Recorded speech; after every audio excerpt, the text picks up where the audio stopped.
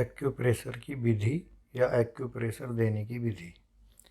Acupressure की विधि को हम निम्न भागों में विभाजित करके समझ सकते हैं, जैसे प्रतिबिंबित केंद्र। एक्यूप्रेशर पद्धति का आधार प्रेशर तथा गहरी मालिश है। एक्यूप्रेशर चिकित्सकों का मानना है कि दबाव के साथ मालिश करने से शरीर के विभिन्न अंगों में जमा हुआ वेस्ट पदार्थ या विजातीय द्रव्य पसीने मल मूत्र के द्वारा शरीर से बाहर निकल जाते हैं।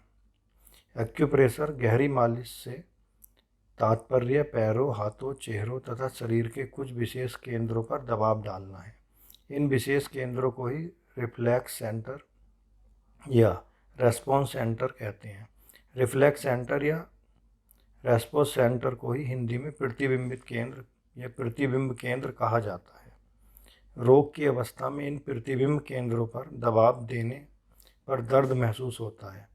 यह रेस्पॉन्स केंद्र पैरों, हाथों, चेहरों तथा शरीर के खास जगहों पर होते हैं। इनके दबाने से एक्यूप्रेशर चिकित्सा की जाती है, यानी प्रतिबिंब केंद्रों का दबाना एक्यूप्रेशर की एक विधि है। रोग का दर्पण प्रतिबिंब। प्रतिबिंब केंद्रों को रोग का दर्पण कहा जाता है। इन प्रतिबिंब केंद्रों से रोगों का पता कैसे चलता है? एक्यूप्रेशर द्वारा प्रतिबिंब केंद्रों के परीक्षण से कुछ ही मिनट में यह पता लग जाता है कि किस अंग में कोई कमी है या विकृति है तथा रोग है। रोग का असली कारण क्या है? क्योंकि यह प्रतिबिंब केंद्र दबाने पर दर्द करते हैं। दर्द करने वाले केंद्रों से संबंधित अंग ही रोगग्रस्त होते हैं। इन प्रतिबिंब केंद्रों को दबाने पर रोग का पता लग जाता है, इसलिए प्रतिबिंब केंद्रों को रोग का दर्पण भी कहा जाता है। प्रतिबिंब केंद्रों की जांच करना। एक्यूप्रेशर चिकित्सा देने से पहले प्रतिबिंब केंद्रों की जांच कर लेना आवश्यक है। प्रतिबिंब केंद्रों की जांच करते समय यह ध्यान रखना आवश्यक है कि जिस प्रकार सभी व्यक्तियों के शरीर रचना, आकार, प्रकार समान नहीं होते, उसी प्रकार प्रतिबिंब केंद्रों का स्थान भी हाथ पैरों की आकृति के अनुसार थोड़ा बहुत ऊपर नीचे व दाएं बाएं हो सकता है। यदि किसी केंद्र पर प्रेशर देने से रोगी असहनीय दर्द का अनुभव करता है तो समझना चाहिए कि उस प्रतिबिंब केंद्र से संबंधित अंग से या अंग में कोई विकार है। यह प्रतिबिंब केंद्र पैरों तथा हाथों पर होते हैं। पैरों व हाथों के सभी केंद्रों पर दबाव देकर जांच करनी चाहिए। अब ये प्रेशर देने व एक्यूप्रेशर की विधि की बात करें तो उपचार के समय रोगी व चिकित्सक दोनों आरामदायक स्थिति में तथा तनाव रहित स्थिति में हों। रोगी को गहरी सांस लेने व छोड़ने को कहें। एक्यूप्रेशर चिकित्सा देने के लिए सर्वप्रथम एक एक्यूप्रेशर चार्ट लेना चाहिए। अब हाथों व पैरों के केंद्र जो प्रेशर देने से दर्द करते हैं, उन प्रेशर केंद्रों की सूची बना लेनी चाहिए तथा एक्यूप्रेशर रोग उपचार चार्ट में जो केंद्र दर्द कर रहे हैं उन्हें चार्ट में लिख लेना या निशान लगा लेना चाहिए। चार्ट में लगाए गए निशानों के आधार पर प्रतिदिन प्रेशर देना चाहिए। इस प्रकार किसी रोग विशेष को जानने के लिए बार बार हाथ व पैरों के प्रतिबिंब केंद्रों की जांच नहीं करनी पड़ती। दबाव देने की विधि व प्रकार। प्रतिबिंब केंद्रों पर प्रेशर कैसे दिया जाए तथा प्रेशर या दबाव कितने प्रकार से दिया जाए, यह उस अंग और रोगी की सहन शक्ति पर निर्भर करता है। शुरू में प्रेशर हल्का देना चाहिए और धीरे धीरे बढ़ाना चाहिए। कोमल अंगों पर अंगूठे, अंगुलियों व हथेली से दबाव देना चाहिए और सख्त एवं गहरे दबाव के लिए जिमी व अन्य उपकरणों का उपयोग कर लेना चाहिए। अंगूठे, अंगुलियों व हथेली द्वारा प्रेशर करने के प्रकार व मुख्य विधि निम्नलिखित हैं, यानी इन प्रेशरों को कितनी तरह से दिया जा सकता है या किस प्रकार। जैसे हल्का दबाव यानी फर्दर टच।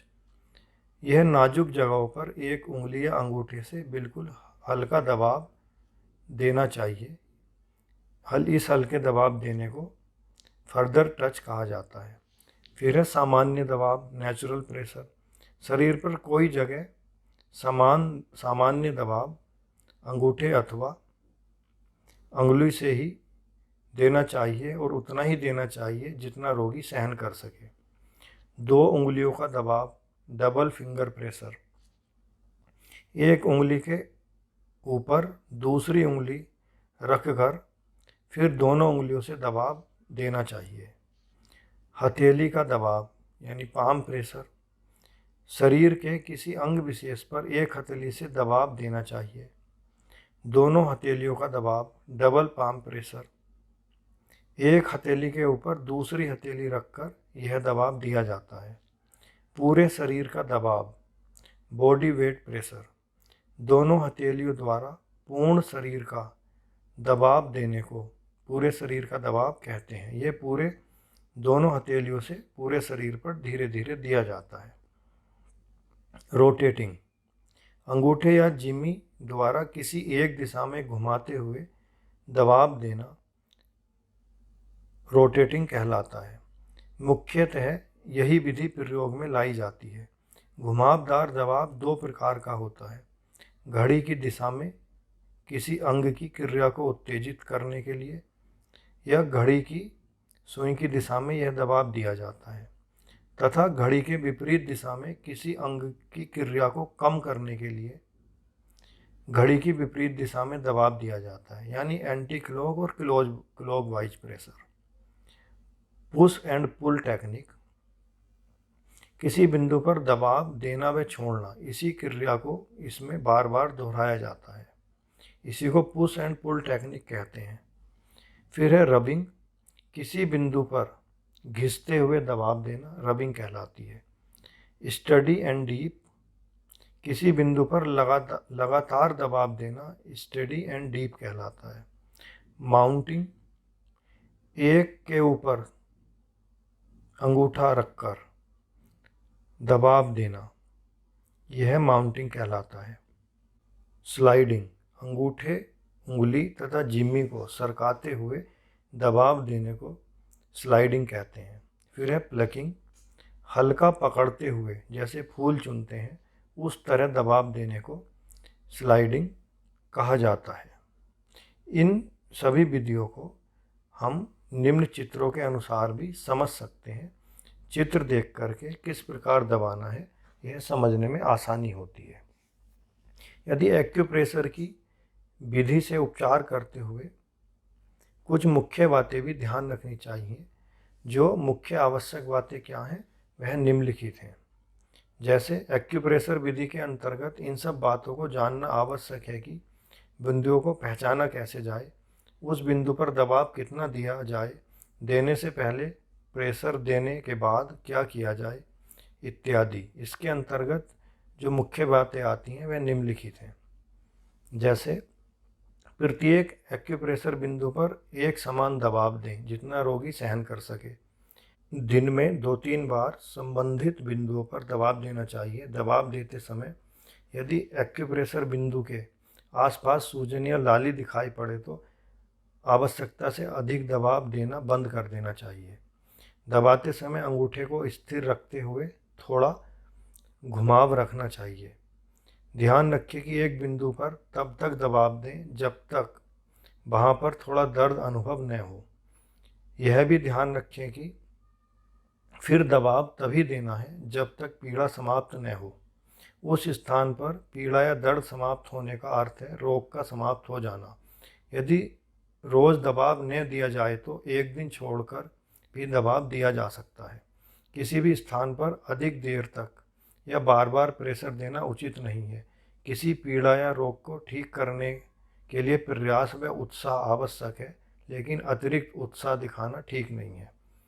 सामान्यतः 7 से 10 सेकंड तक दबाव देना पर्याप्त होता है। इतनी देर दबाव से संबंधित तंत्रिका तंत्र उत्तेजित हो जाता है। अनुभवी उपचारक इस समय सीमा को अपने अनुभव के आधार पर भी निश्चित कर सकते हैं। सेकंड के दबाव को कई बार दे सकते हैं, जिसका समय 10 से 15 मिनट प्रतिदिन सुबह और शाम या आवश्यकता अनुसार दोपहर में भी दे सकते हैं। अंगूठे या हथेली से दबाव देने के अतिरिक्त रगड़कर अर्थात हल्की मालिश विधि से भी यह किया जा सकता है। इसमें सर्वप्रथम प्रभावित प्रतिबिंब केंद्र पर आगे पीछे अंगूठे, उंगली व हथेली आदि से रगड़ा जाता है। पाँव के तलवों को भी दोनों हथेलियों से रगड़ा जाता है। इससे प्रतिबिंब केंद्र उत्तेजित हो जाते हैं। इसके बाद दबाव देने से उस प्राण प्रवाह के मार्ग में आई हुई बाधा दूर हो जाती है। तात्पर्य यह है कि उस अंग विशेष से जुड़ा हुआ रोग दूर हो जाता है। कभी कभी एक्यूप्रेशर बिंदुओं को दबाने के बदले यदि हल्के से पकड़कर हिलाएं तो यह भी उपचार की एक विधि है। इससे रोग से संबंधित क्षेत्र को 2 उंगली से पकड़कर कंपन देते हुए हिलाते हैं, मांसपेशियों को गोलाई में घुमाते हैं। एक्यूप्रेशर देने के पूर्व एक्यूप्रेशर बिंदु पर थोड़ा टैल्कम पाउडर छिड़क लिया जाए तो उस स्थान पर अच्छा दबाव दिया जा सकता है। पाउडर डालने से उस स्थान की त्वचा को नुकसान नहीं होता। एक्यूप्रेशर उपचार को किसी खुले, साफ व हवादार कमरे में करें। एक्यूप्रेशर के समय रोगी को सही स्थिति में रखने के बाद ही प्रेशर दें। उपचार के समय रोगी व चिकित्सक दोनों आरामदायक स्थिति में तथा तनाव रहित हों। चिकित्सक को शांतचित्त, लगन भाव वाला, सेवा भाव, सुविचार, रोग मुक्त व सात्विक आहार विहार वाला होना चाहिए। एक्यूप्रेशर पद्धति में प्रेशर के साथ साथ पौष्टिक भोजन व हल्का व्यायाम का भी ध्यान रखना चाहिए। भोजन व चिकित्सा में कम से कम 1 घंटे का अंतर रखें। एक दिन में 2 बार उपचार 8 घंटे के अंतराल से किया जा सकता है। रोगी में जीवन के प्रति अच्छी भावना पैदा करें। चिकित्सक को अपने हाथ के नाखून व्यवस्थित रखने चाहिए। उपचार करने से पहले रोगी को तनाव मुक्त करें, फिर हाथ, पैर, चेहरे का निरीक्षण करें। बाएं हाथ या पैर में पहले तथा दाएं हाथ में बाद में चिकित्सा करें। गंभीर रोगी को पहले मेरिडियन बिंदु व फिर प्रतिबिंब बिंदुओं पर दबाव दें। फ्रैक्चर, चोट अथवा ऑपरेशन वाले स्थान पर चिकित्सा नहीं करनी चाहिए। उचित अंग पर उचित उपकरण यानी इंस्ट्रूमेंट का ही प्रयोग करना चाहिए। चिकित्सा और स्नान के बीच कम से कम आधे घंटे का अंतर रखें। एकदम भूखे पेट रोगी को चिकित्सा न दें। नशा किए हुए एवं बहुत थके हुए व्यक्ति का एक्यूप्रेशर न करें। रोगी के शरीर पर व डॉक्टर के हाथ में चिकना पदार्थ नहीं लगा होना चाहिए। दबाव क्रिया शुरू करने के पूर्व रोगी का मलमूत्र विसर्जन किया हुआ हो, यानी वह मलमूत्र को त्याग करके ही चिकित्सा कराए। रोगी के दोनों हाथ पांव अच्छी तरह पानी से धुले हुए व साफ होने चाहिए। शुरुआत में रोगी को शारीरिक दर्द, पीड़ा ज़्यादा होती है, लेकिन धीरे धीरे यह पीड़ा कम हो जाएगी, ऐसा रोगी को समझाना चाहिए। इस प्रकार हम देखते हैं कि एक्यूप्रेशर की विधि की जानकारी से एक्यूप्रेशर किया जा सकता है तथा एक्यूप्रेशर करते समय उससे जुड़ी सावधानी व आवश्यक बातों का जरूर ध्यान रखना चाहिए।